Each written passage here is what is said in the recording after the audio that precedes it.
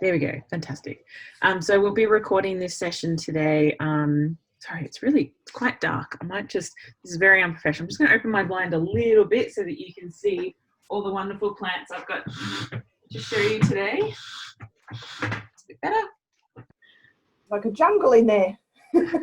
Yes, this is my office. In winter, my office basically becomes the home of all my plants just because it's so cold. And I'll talk a little bit about why I do that because it's a few different reasons. But yes, I also hold to the theory that when you're working from home, as I have been for many years, not just because of lockdown, the ACTS team are home-based workers, I try to make the office my office my most favourite space in the house so that I actually want to spend time in here. So as you can see, I've got quite a few of my plant babies around and I'll be sharing lots of them with you today.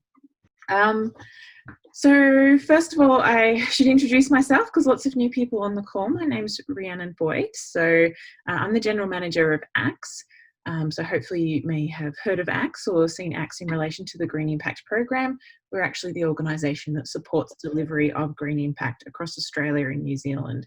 So you've got your sustainability teams that roll it out at your institutions, and then the ACTS team, we support your sustainability team to help the program go smoothly and successfully. So this year we introduced Acts of Connections as one of our COVID response, something just so we could run a weekly event just to give people the opportunity to connect and learn some new things, and it's been really successful. So we're really delighted that people have enjoyed taking part in the Acts of Connection, so much so that we'll be making it a continuing part of the program next year and beyond. So we run lots of different topic areas on, all sorts of sustainability themes, but I think the Houseplant 101 sessions that I've been running have been one of the most popular. Obviously, plants are amazing and they've been incredibly popular. We've just seen this huge growth in houseplants popularity over the last couple of years, and I feel like even with COVID as well, it's just expanded even more. So we've run a couple of these sessions already. If you haven't seen them, you're more than welcome to watch some of the previous ones we've recorded. So we did just sort of an introduction to houseplants and just talking about, what are the first things that you should be doing to make sure that you've got really healthy, happy plants at home. The one that we're doing today is going to be focusing on making plant babies, which why wouldn't we want to do this? This is an easy way for us to make more plants from the plants that we have. So it's a fantastic way to expand your collection without spending too much money. It's a fantastic way to create your own gifts. I think anybody that's been around me for the last couple of years has probably seen me giving, everybody knows that Secret Santa is around, that the person that brought in the plant is me. So it's not very Secret Santa. I don't know if Darcy's on the call today. She got my one from last year. Are you there, Darcy? I don't think she is. Anyway, another thing you might look at propagating your plants for, if you're like me and you're starting to expand your collection into the more rarer side of plants where it can get a little bit more, it can be expensive or it can be really difficult to find plants. It's a good way to, start creating things and you can propagate. So if you get a rare plant, you can propagate it and then you've got something to swap and trade for another one. Is sort of the realm that I'm getting into at the moment. So I will put a bit of disclaimer on today. I'll be showing you some of the more rarer plants in my collection. So don't be disheartened if you see something that you like and you can't go and find it in your local Bunnings store and your local nursery. But I can give you some tips if you see something that you really like on where you can find it as well. So today I wanted to cover basically the easiest ways that you can propagate your plant, and also just hopefully cover a few things on the types of plants that you can propagate and what you need to be looking for. Plants are absolutely amazing in that they can, if you've got a small piece of them, you can usually create an entirely new plant, roots, stems, leaves, the whole thing from just one little component of the plant. So When we propagate in this method, it's an asexual form of propagation. So it means that normally plants would reproduce through producing flowers, and we have cross-pollination, and then you have all that wonderful mixing up of genetics. And yeah, that's how things happen generally in the wild, I should say. But when we talk about propagating plant, what we're essentially doing is creating a clone of the plant we already have. So it is exactly the same genetically in every way, shape or form. So it's good for houseplants, not so good when this happens in the wild, because obviously genetic diversity is a fantastic thing and it's what helps build resilience in species. But when it comes to our houseplants, it's a good way for us to make little plant babies. So I do want to cover a couple of different just biology bits around plants so that we know what to look for when it comes to propagating. There are several different methods using different parts of the plant, so I'll take you through some of those and which works well in my experience. I will say all of the information I'm giving you is from my personal experience. I'm not a horticulturalist, I'm not a botanist, I'm just a very enthusiastic plant keeper. And if you want evidence of that, you just have to look at what's going on behind me. So I'll get started now unless anybody has any questions. I mean, I'm happy just to talk for the majority of the hour, and those that have been on any of my webinars before know that I'm capable of doing that. But it's always lovely to hear and see from other people as well. So if you've got a question, please feel free to jump in and ask. If you want to say hi, if you want to show me a plant and ask me a question about that, I'm more than happy to do so as well. I have one question. Oh, yes. About hydro. I've been reading more recently about when you propagate a plant, choosing either to put it into hydro and letting it sit and grow in hydro, or moving it into the soil later. So could we, I don't know if any of your plants are in hydro or if you do hydro. Yeah. But yeah, I've just been hearing about that, like with peace lilies and things like that. I'm too scared to do it. No, it's a really good point. And yeah, one of the first things I'm going to talk about in this instance is water propagation. But then that can lead on to a conversation around, do you want to actually keep your plants in water permanently, which is perfectly possible to do with lots of plants if you've got the right conditions. So yes, I will touch on that as we go through. I personally don't keep any of my plants permanently in hydro. The ones that I have at the moment are just in there for pure laziness. Like this one's been sitting in this jar of water for ages and is waiting for me to pot it. So a lot of plants will happily live in water for a very long time, even permanently, provided you can still give them the nutrients. So yeah, we'll definitely touch on that one. I've got a high desk, so don't be surprised when I just pull things out of air around me. Okay, so what I wanted to, the easiest way that you can propagate your plant is to take a cutting from it. So it's literally just to cut the piece of the plant off and then to do something to it to encourage it to grow. Now, when you take a cutting of the plant, you need to, in order for it to successfully propagate, you need to have a node. Now, this is a little bit of the plant biology I was talking about. So a plant stem essentially is made up of nodes and internodes. So a node is, who's going to be my example? I brought this one out because this is a good example. This is a Monstera variety that I have. So this one's a very vining, climbing type of Monstera. Gets really beautiful silver on the leaves, which you can't really see because it's terrible lighting here. But what we see on this plant, I should have thought about this. We've got these long gaps within the plant that aren't really doing anything, just a section of stem, not a whole lot going on there. And then we have a section here that's got a leaf growing out of it. So this is the node. A node on a plant is the section where you will grow either a leaf bud, a flower, or an aerial root. So we can see on this one, there's just a little bit hanging out the side here. That's what we call an aerial root. So a lot of climbing, vining species will get aerial roots. It'll help them attach to, so if you see things climbing up walls or up trees or anywhere, or even running along the ground, they can shoot these aerial roots out and they will grow and attach and do what roots do, which is collect water and nutrients for the plant.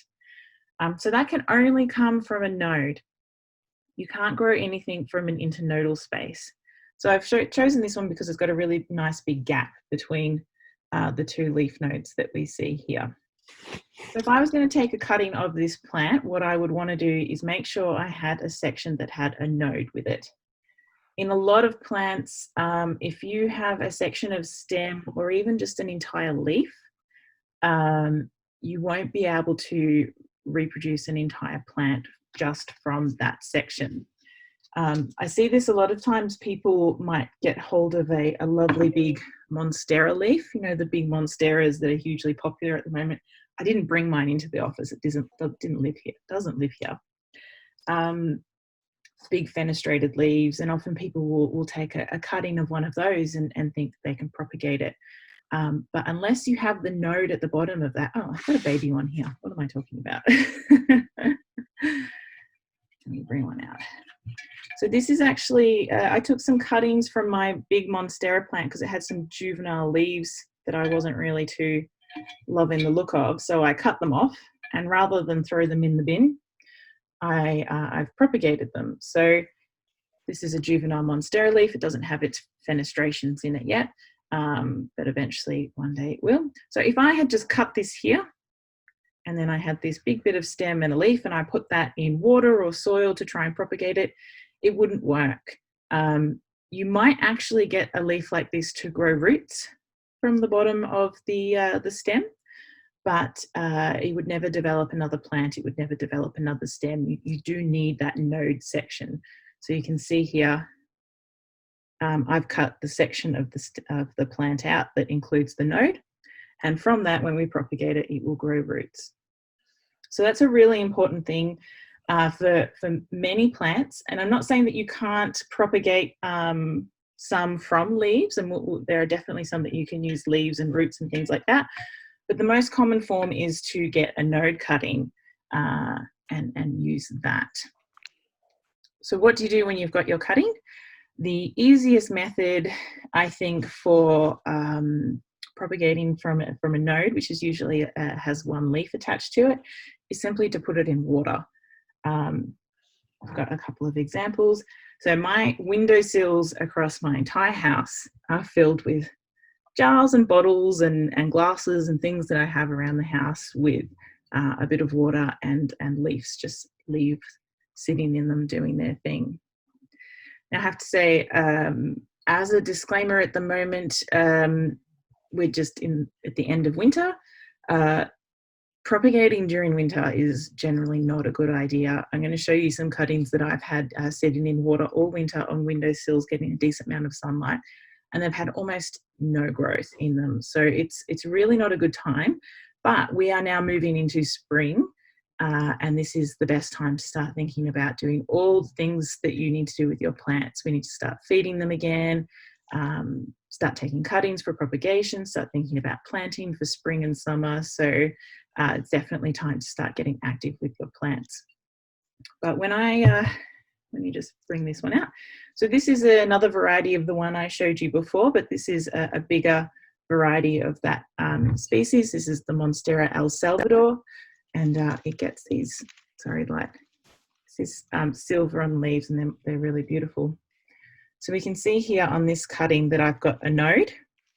It's really easy to distinguish a node because this one's got a leaf growing out of it, and just a little bump where that will turn into an aerial root eventually.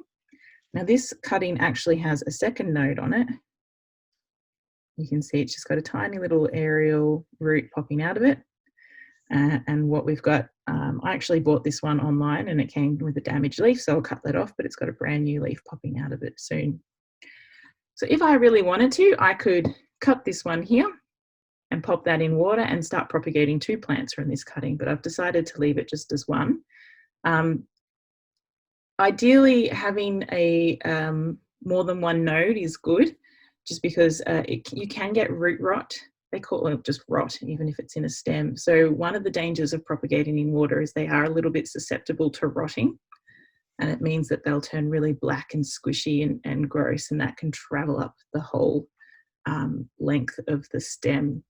So if you do get rot in a cutting and it gets into the node, once it hits the node, it's cactus. You can't do anything with it. So you've got to make sure that rot stays out of the node. Oh, I've got questions. Sorry, let me keep up with questions. Changing the water, that's a good question. Some people say change your water in a water propagation weekly. I'm not that good by far. I'm terrible when it comes to changing the water. I tend to eyeball it though, so you'll know when your water needs changing because it'll start getting gross. It'll get algae in it, it'll turn green, it'll turn mushy, or if you get any rot, change your water. You certainly can if you're good, and you can remember, you can change it weekly. The thing that I would recommend though with propagations is to try and avoid using tap water if at all possible. So the tap water that we have has got all sorts of chemicals and additives in it that a lot of plants can be quite sensitive to. So if you have access to rainwater, if you've got a rainwater tank, that is the number one best thing that you can use on your plants. I unfortunately don't have a rainwater tank. I'm renting at the moment, so I keep buckets everywhere and try and I've been really lucky this week to get lots of rainwater for my plants. And then I prioritize my plants because certain ones are more susceptible to tap water than others. So really common house plants like your peace lilies and your monsteras and things like that, they're fine with tap water. But if you're getting into some of the more finicky ones like calatheas and peperomias or just some of your more rarer plants, rainwater is the best way to go. Distilled water is also another option. So I think you can actually buy distilled water. It's not something I've looked into. You can make it yourself if you're really keen. Filtered water. I do use filtered water as a backup. So if I don't have any rainwater, I've got just one of those, they've got the filter, the white, it's like a carbon and ceramic filter. I definitely do use that, and I haven't found too many issues with doing that.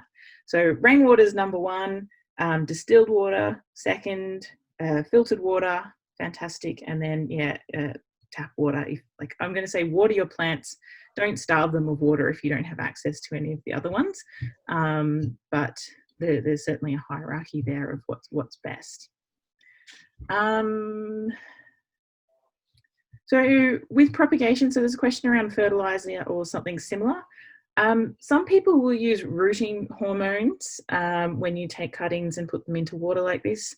Or rooting hormone usually gets used if you're going to stick it straight into soil, which is what I'll talk about next.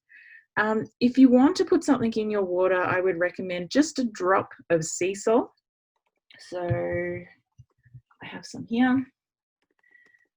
The two products that I have as absolute musts for my plant is I have an all-round fertilizer, which I just use the Power Feed in the same brand as this, and sea salt. So sea salt is a tonic. It's not a fertilizer, and it's really good for root development. So perfect for propagating plants. So you can put just a drop of sea salt, just a tiny amount in this, and that will help with root development. Because that's what you want when you water propagate. What you want your plant to focus on more than anything is developing a root system, because that's what it's lacking and that's what's going to support it to help it develop into a whole new baby plant. What we don't want to focus on is the leaves. So it's really important when you take cuttings to do water propagation that you don't have like a whole branch full of leaves, because the plant will then try and put all of its energy into sustaining those leaves. And that's not what you want. You want it to focus on developing a root system. So I recommend only having 1 or 2 leaves maximum on a water propagated, especially if you don't have an aerial root or anything like that to work with. If it's just a simple node cutting, nothing else on it, only 1 leaf. Some people will even cut a large leaf in half, just so that the plant's not devoting any energy into keeping that leaf healthy. You really want to focus on the roots. You can even propagate without a leaf as long as you've got a healthy node, and we'll talk a little bit more about the best ways to do that as we go through. The other thing I want to say, you just have a few questions in the chat there. Okay, sorry. Can you use Wampu to fertilize your normal plants instead of sea salt? Yes.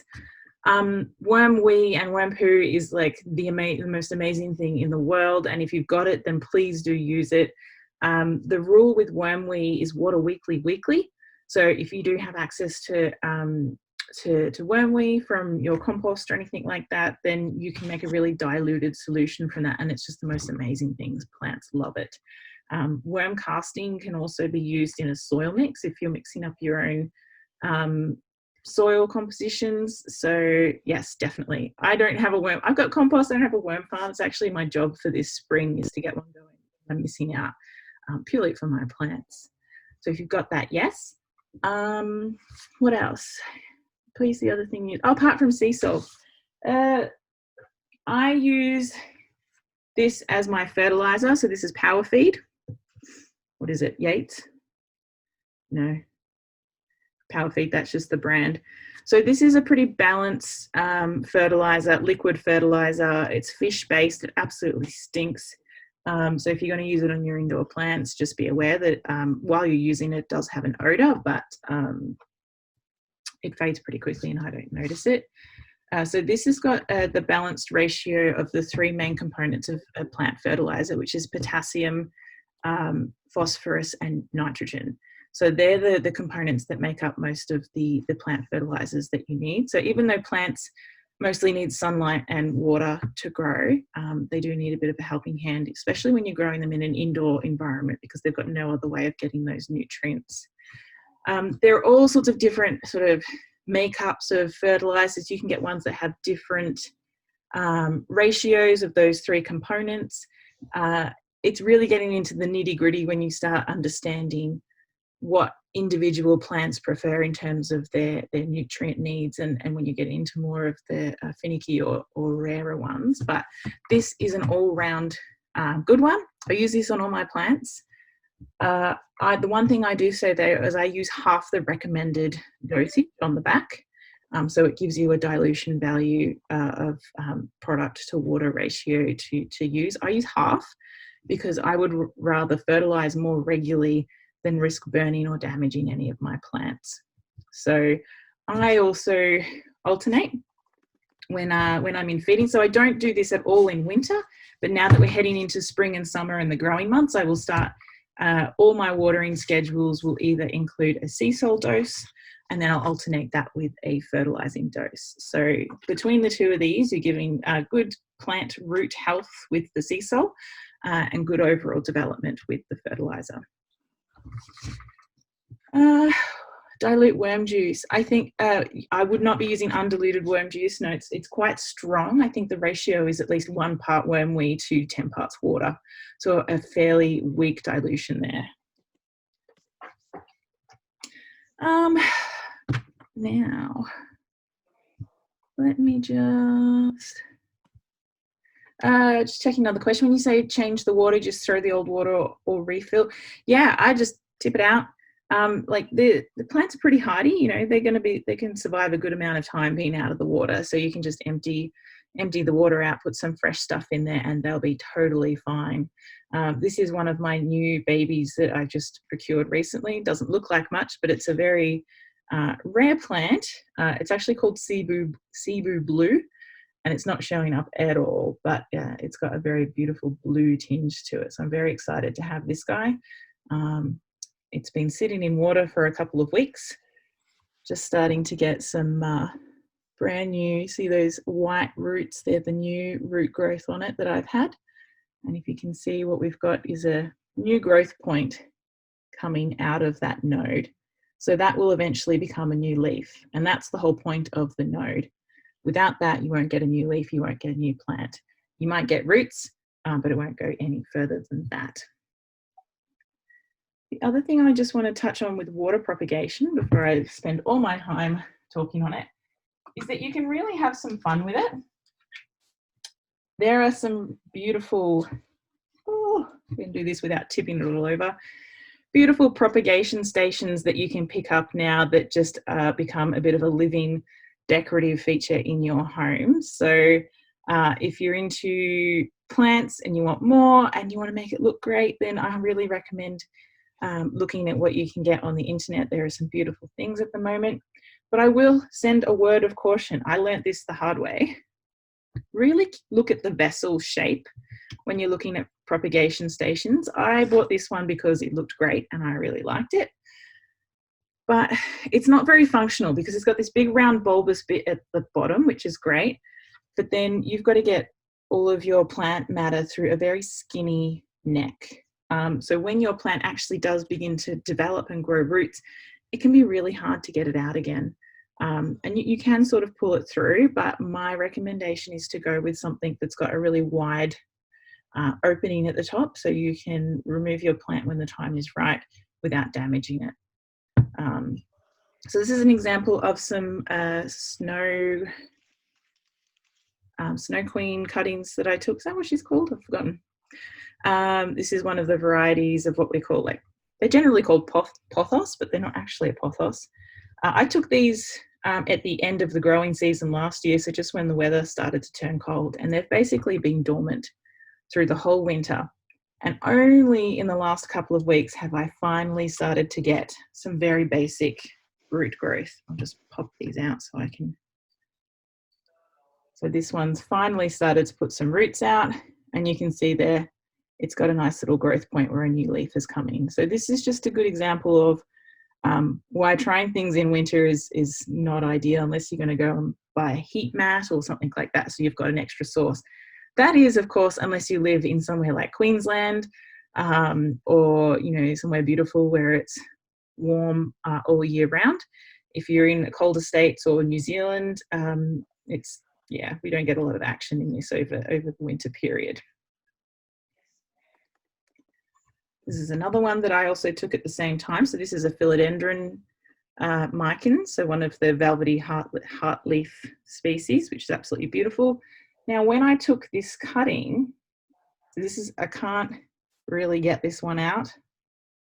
So all the more reason. Oh, there we go. I've managed to pull it out without breaking the leaf off.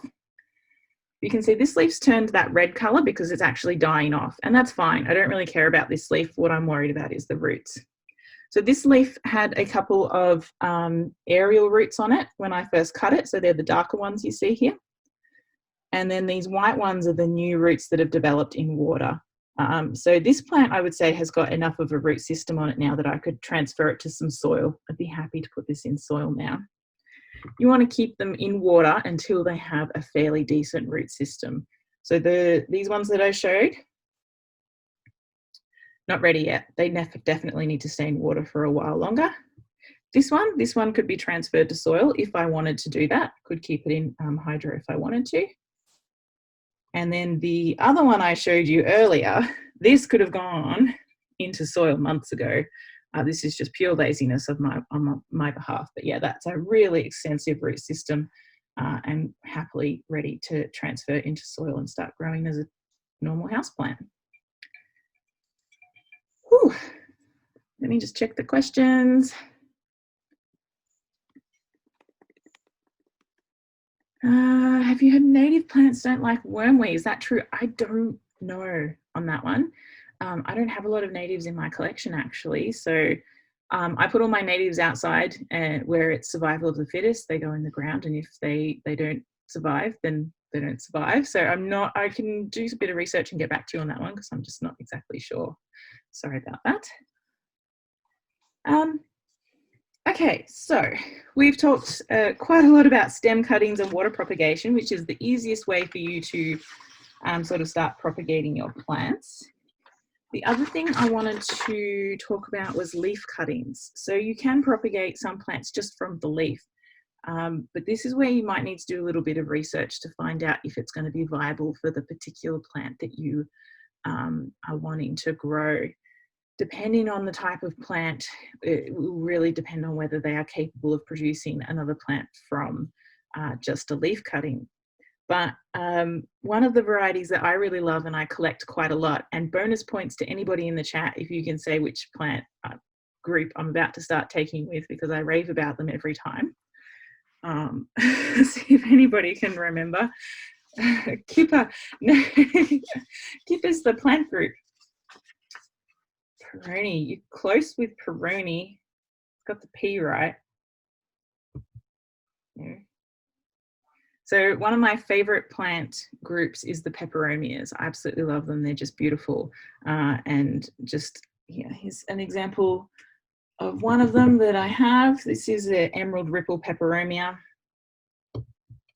So these are usually a tropical species. They're epiphytes, so they grow, usually grow naturally in trees and things like that. So they've got a really shallow and fragile root system, but they just get these lovely squishy ripply leaves, and there's all sorts of different varieties and cultivars, and they're my Pokemon. I'm trying to catch them all.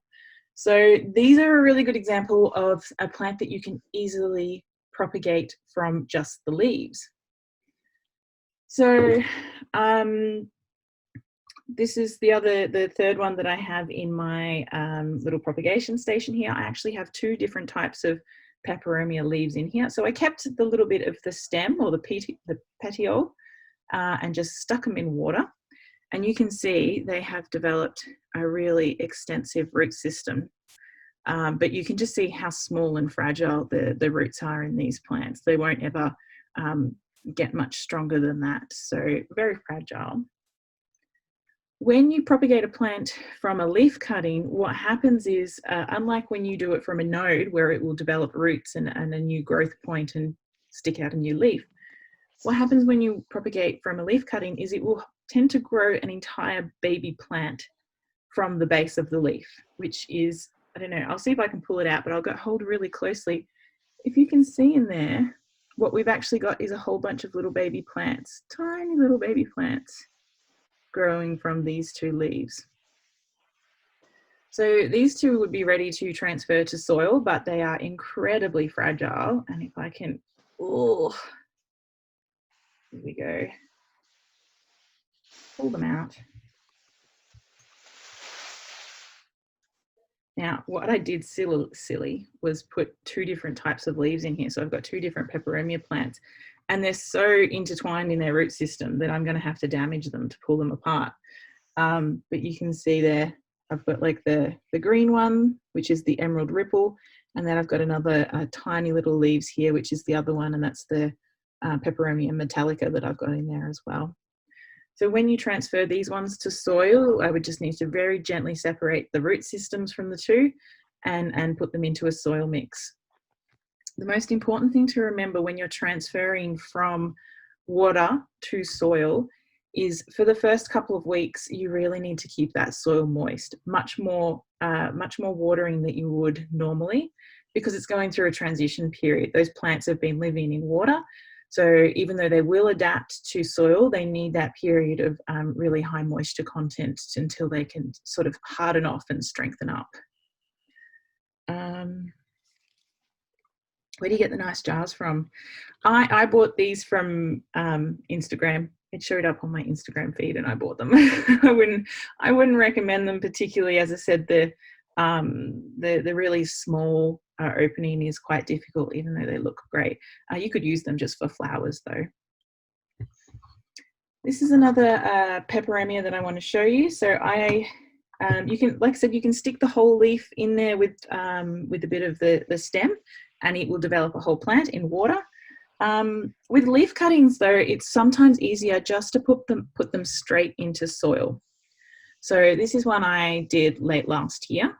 It was actually a broken leaf that came off my watermelon Peperomia. So they get the watermelon name from their beautiful, big, squishy watermelon leaves.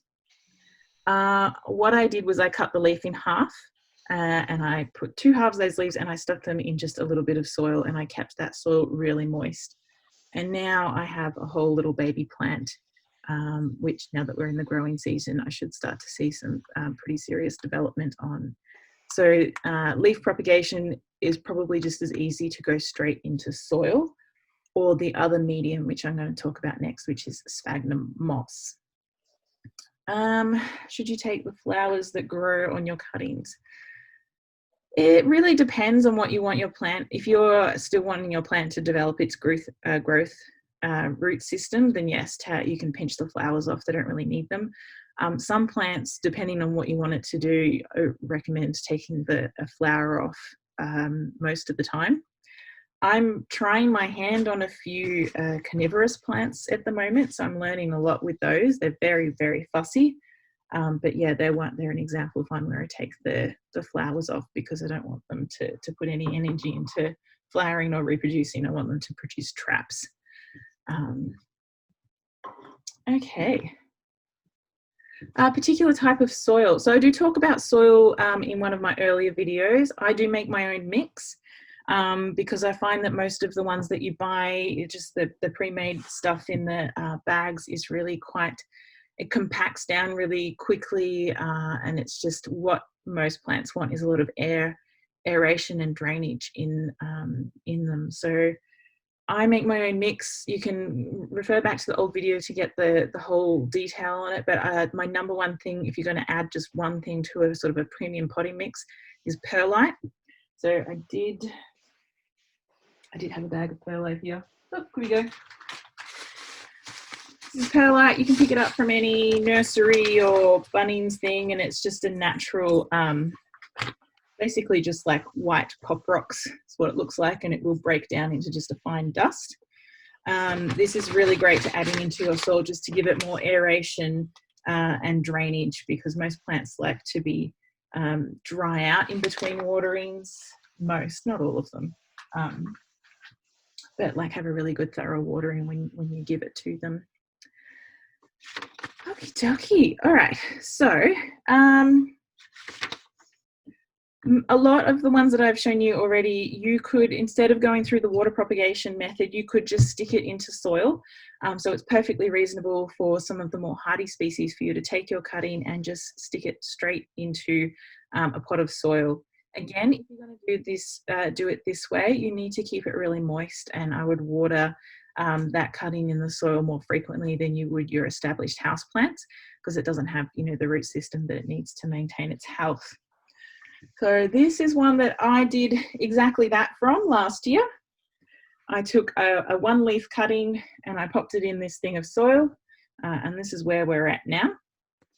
So this is the neon pothos, one of the varieties of really common devil ivy, and it's getting really long too. So what I'm going to do is I'll just show you right now.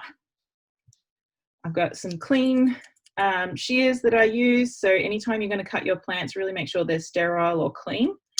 And I'm just going to cut that off. So I've taken 3 leaves off the end, just because it's getting a bit long. And now what I'll do is just go and bring it up into the camera. So here I've got my first node with a leaf. I'm just going to cut that right there. So I've got a cutting. I'll keep that leaf as is. You could potentially cut that leaf in half if it was much bigger, but I'm happy with that. And what I want to do with this particular plant, I love the color on it. I think it's beautiful, but it's just really long. It's getting a bit hard for me to find a placement for. And I'd like it to be a bit more bushy up the top. So all I'm going to do is just poke my finger in the soil, make a mess on my desk, put that in, put that node in the soil. Actually, a little tip, what I'd probably recommend is you let the ends that I've just cut callus off for a couple of hours. So normally I'd let this sit out in the air and let those tips harden off, but for the sake of this webinar, pop it in the soil, cover it up so that node is covered up, and then give this a really good watering. And for the next couple of weeks, I'll make sure I water it a lot more than usual, which for this pothos, I hardly ever water it. And that should pretty successfully take off now that we're in the growing season, and I'll have another lovely vine growing through. So I'll leave that one, see how it goes. Now I cut off another 2 nodes there. So what I'm actually going to do is separate them out. So again, just cutting in between the internodal space there. So that's another cutting, another baby plant on the way. I will pop that in. Oh, I'll get this in here. I'll pop that in water, make sure she's covered up at the node space. Another one to go there. This one I'll save for the final method that I want to talk about, which is using sphagnum moss. So sphagnum moss is another medium that you can use for propagating your plants. So this is what sphagnum moss looks like when it's dry. So it has really high water retention value. The benefit, why you would use sphagnum moss over water or soil, it's a bit of an in-between method. Sometimes if you've got more sensitive plants, if you propagate them in water, they can go into shock when you transplant them into soil, just because it's a big difference. So if you've got something that's a bit more sensitive, you might want to try propagating in sphagnum moss, or you could even go in just a jar full of perlite filled with water, because it means the plants have to work a little bit harder to develop their root system, and they get a little bit more strength in this. So that's an option too. And for your high humidity loving plants, this is really great. So what you need to do before you do anything is just really wet it down. So this absorbs water like nothing else. So put a good amount of water. And I'm just going to leave that to soak for a while because it takes a little bit of time to do that. So we'll come back to sphagnum moss while that one's soaking. But I'll show you one I prepared earlier. So this is a tomato container that I have. My husband's getting really sick of me saving all of our bits of plastic that we bring into the house, but if I see something plastic coming in, I'm like, I can reuse that. I promise I can reuse that. I'll come back to your question on watering, Peter. I'll bypass that. So what I've got in this old tomato container, because these is a great vessel, they're clear, so you can get sunlight come through. They've got holes in them, so you get nice aeration. But I can also put a layer of damp sphagnum moss in the bottom of this. So what I'm doing is creating a bit of a mini greenhouse in this container. So I've actually got 5 different varieties of plants that I'm trying to root in this container. They're all high humidity loving plants. So that's why this method hopefully will work really well. Now what I have done, a few of my cuttings that actually did develop rot, I've transferred them into this sphagnum moss. So if they do start to turn really brown and mushy, don't stress, you can still attempt to save them. So this, the micans, the heart-shaped philodendron that I showed you earlier, I actually took 2 cuttings of this at the same time. This one went really well, the other one developed rot. So what I did was I cleared off all of the mushy, gross black stuff off the cutting. The leaf died, so the leaf completely fell off, but that's fine. But you can see here that the node hasn't had any rot in it. So it's still viable. I've got one aerial root that's still going, and these little sort of hairy bits is where there was, where the rotten roots were. So I've cleaned that all off as best as I can. It now looks green and healthy, and now I'm going to attempt to propagate that in the sphagnum moss environment, because I think that will be more successful for that particular one. I'm also trying I've got a lot of Swiss cheese plant cuttings in here. So these are super, super easy. If you like this plant, it is one of the easiest ones to propagate. I have so many of these that just taking cuttings and sticking them in soil. They're really, really easy. So I highly recommend that one. And I'm experimenting a lot with no leaf cuttings just to see how well I can get them to grow. So you can see this is just a node with a tiny little aerial root on it. So I've got a whole bunch of those in here as well. Again, I had another Snow Queen cutting that was in water that developed root rot. You can sort of see, I didn't cut the tip of it off very well, so you can sort of see just how it was turning black there. But since I've put that in the moss, it's now developed a little root, which it didn't have before, and a new growth point. So it will pop out a new leaf, hopefully once the weather warms up a little bit. So you can save your cuttings from rot if you get onto it early enough and if it doesn't get into the node. Let me just check for questions now while we take a quick break, because there's 2 other methods I just want to quickly mention for propagating. For watering plants, I keep all of my plants in nursery pots. I don't put them into decorative pots. So I've talked about this quite a lot in my, here's an example. Here's the mother plant Snow Queen that I've taken lots of cuttings from. So, oh, she's just fallen off her stand. She doesn't look great, but there we go. So I keep all of my plants in nursery pots, which means I can easily take them out of the big decorative pots and water them and move them around to water them.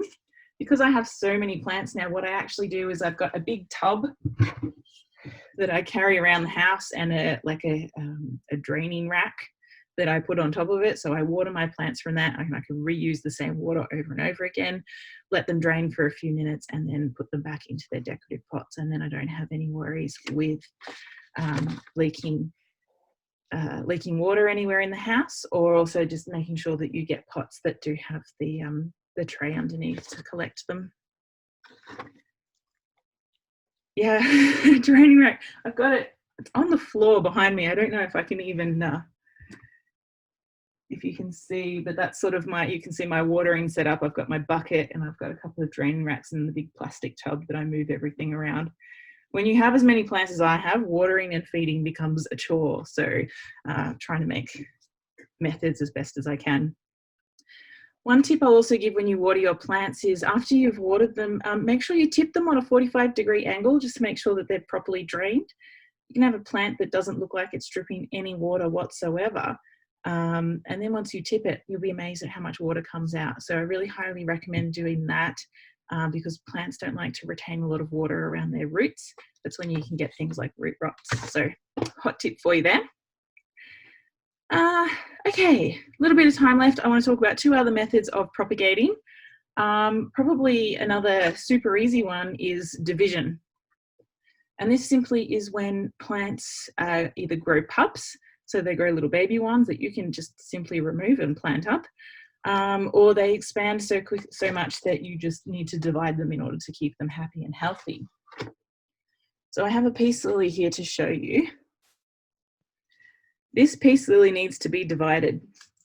The pot here is so, I cannot push on this. There is so much root and plant material in this nursery pot that if I was not going to divide this guy, I would definitely need to repot. Another thing that I've talked about in my previous videos is that the worst thing you can do when you buy a new plant is to bring it home and repot it. I had a really good analogy the other day, which was like, think of it as coming home from an overseas trip and being really jet lagged, and then the first thing you've got to do when you get home is move house. That's the same analogy for when you buy new plants. The last thing you want to do when you bring them home is repot them. They've got to acclimatise to your environment, to the conditions that you're going to be having them live in. So you want to let them do that before you even think about repotting.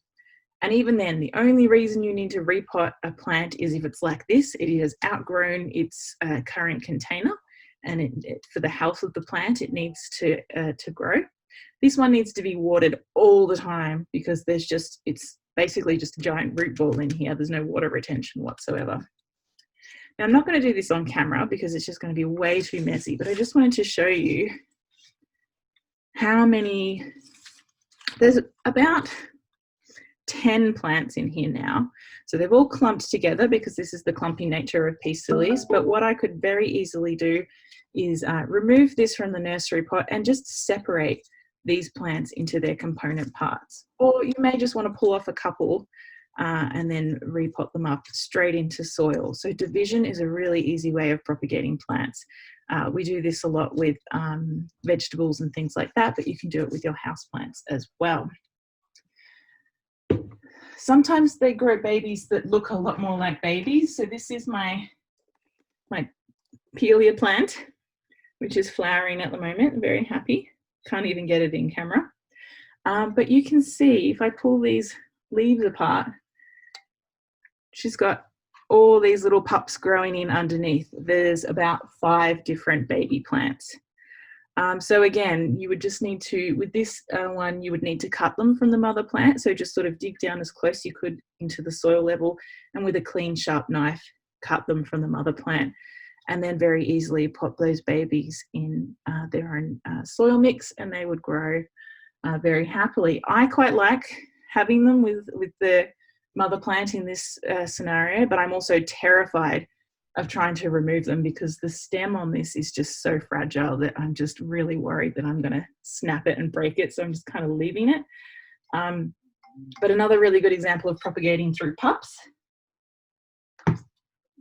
And another one that we haven't spent a lot of time talking about in any of my sessions, we've got cactus as well. So I plant all my cactus in, these are actually the clay pot dips. I don't know if anybody has tried the clay pot dips, but they are amazing. So I really highly recommend them. And then if you're like, you end up with a bunch of these pots. So we use them in the kitchen, but I also I drill some holes in the bottom of them. You have to be careful, they are fragile, but you can do that. And plant cactuses in them. So I wanted to show you this guy, because this guy is just throwing out so many pups, which is just baby little cacti growing off the side. And let's see if I can do this without regretting it. Oh, nope, that one didn't work. Normally, what you can do, here we go, I got one. There we go, baby cactus. So you'll see they've got tiny, tiny little roots already growing on them. I would just stick this into some really free draining soil, so something that had lots of sand in it, and it will turn into another little cactus. So you can just literally pull them off that. Sometimes they're not as easy with cactus. I have one which is a rather rude fellow, but this guy's growing a couple of pups and I want to remove them for obvious reasons. So this is another one of my cactus that's got 2 pups growing here. So I would take this out of the pot and just gently remove them from the mother plant or the father plant, I don't know, and put them in their own pots. So cactus, you can do that really easy with as well. Last but not least, the other one is plants that grow from bulbs or corms. I don't have a lot of examples of these, but I do have my Oxalis Triangulus plant here. So this is a type of clover variety. They're beautiful. I love these. They open and close their leaves with the light. So at night they all close up and during the day they open up and grow towards the sun. So these are a plant that produces via corm, which is basically it's like a bulb, but a cross between a bulb and a rhizome. So once a year, all I would need to do is sort of shake them all out of the soil and they would divide under the soil. So you would be able to gently separate them and then double the amount of plants that you have. So you can do that at the end of the growing season. Most bulbs and corms must have a dormancy period. So they will stop growing as much over winter. And it's a good time at the end of the growing season to actually take them out of the pots, divide the ones that you have. You can store them in paper bags over winter and then replant them in the growing season. I've kept this one going in winter because my house is pretty steady temperature. But yeah, I did order some new corms to show you, but they didn't arrive. I ordered them about 2 weeks ago and they're lost in the Melbourne mailing system somewhere. So I'm sorry I don't have any of those to show you. And bulbs very much are the same. So there are all the different types of ways that you can propagate a plant depending on the type of plant that you have. And that's just using sort of the asexual reproduction. I haven't talked about if you want to get into propagating from seeds. It's another ball game, but if you're interested in that, I'm sort of doing some work in that now, so I can do another session on seeds as well. Let me just check questions before I run out of time. Do plants attract mosquitoes and other insects? Yes. Not mosquitoes specifically. The most annoying bug that your plants will most likely attract is fungus gnats. So these are tiny little black bugs. If you've ever been in a meeting with me and I just go like that, it's because I do have a few fungus gnats. I've mostly got them under control. Strangely enough, through carnivorous plants. I have specifically bought some carnivorous plants. If you bear with me, I can show you. Oh. So this is my sundew, and if you can see little black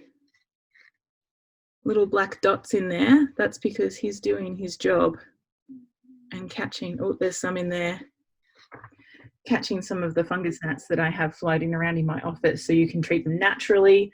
The problem with fungus gnats specifically is that they have a lot of, you have to beat them at all stages of their life cycle.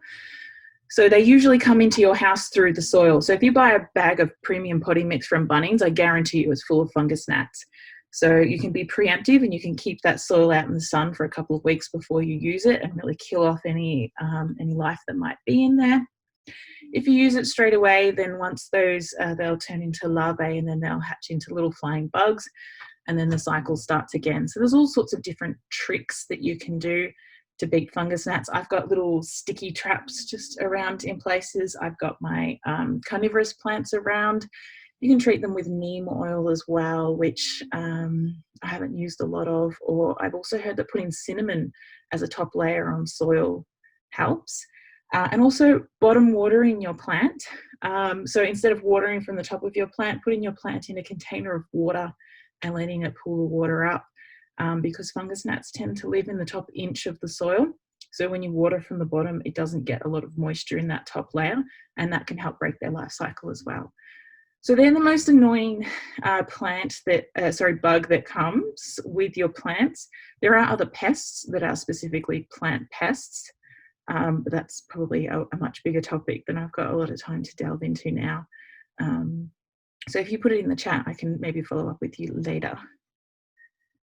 Yeah, I'll stay on. I've got a couple of minutes if you want to show me a sad plant, that's fine. What is the name of the plant? My sundew, is that? This is I think that's the one you're referring to, it's sundew. I also have a dormant Venus flytrap, which I'm just starting to wake up. So this guy's been dormant all winter and is just starting to put out some new traps this year. So these guys, you must only give rainwater. Any carnivorous plant, only rainwater. You cannot give them anything else. They will not like it. All right, so we're almost at the end of the hour. I told you I could talk for the whole hour. I hope you've learned something new today about propagating. If there's any other questions, or I can stay on for a couple of minutes if you wanted to ask me something specifically. And yeah, tell me what you want to know more about plants. There's lots of topics I could cover. So I'm happy to do requests and talk about the things that you want to know. But that's it from me. So if you've got a plant to show me, then show me. Thanks, Ree. Thank you. Rhiannon, lovely name. Got there. Not many of us. I just thought I'd show you my sad plant, see if you could tell what I've done to it. Ooh, I'm terrible with ferns. Okay. Same. Yes. Not looking very happy. Ferns are, again, rainwater. If you can use rainwater, they're quite sensitive. Yeah. I know that they generally, of all the plants, they generally like to be kept moist, much more moist. I hate that word, but I keep saying it. Like I'm a chronic underwater with most of my plants. I let them dry out. Mm-hmm. Oh, before everyone disappears, I've got indoor edible plants. We've got an Acts of Connection coming up in 2 weeks, which is an introduction to balcony hydroponics. So it's actually one of our Green Impact teams is going to be running that session for us. So super excited about that. Yeah, ferns, I tend to avoid them honestly because I've never had a lot of luck with them. I know that they need to be kept more moist than your other plants. And I don't even, do you know what that one's specifically called? I don't know that variety. Yeah, it's got one of them fancy names they come with.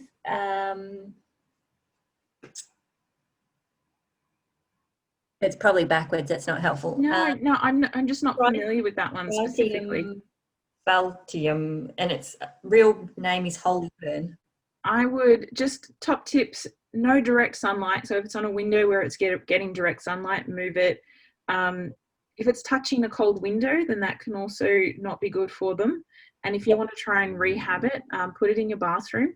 The really steamy, high humidity of a bathroom is where I would recommend keeping ferns if you're not having much luck with them.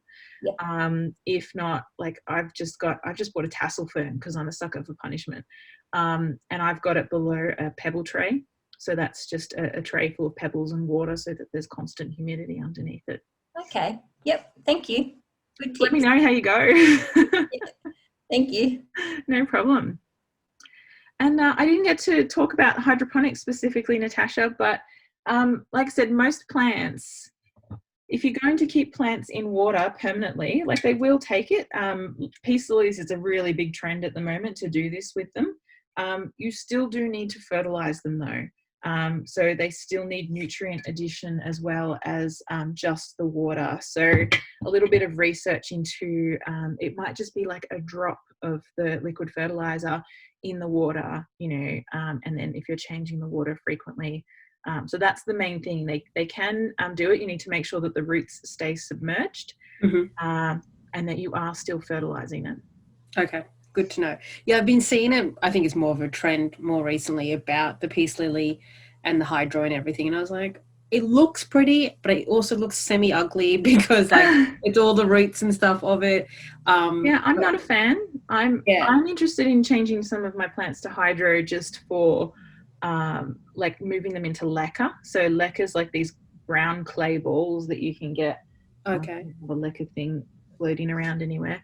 And leca's what, you know, proper hydroponic plants, you know, when you do hydroponics on mass scale, it's the medium that they're grown in.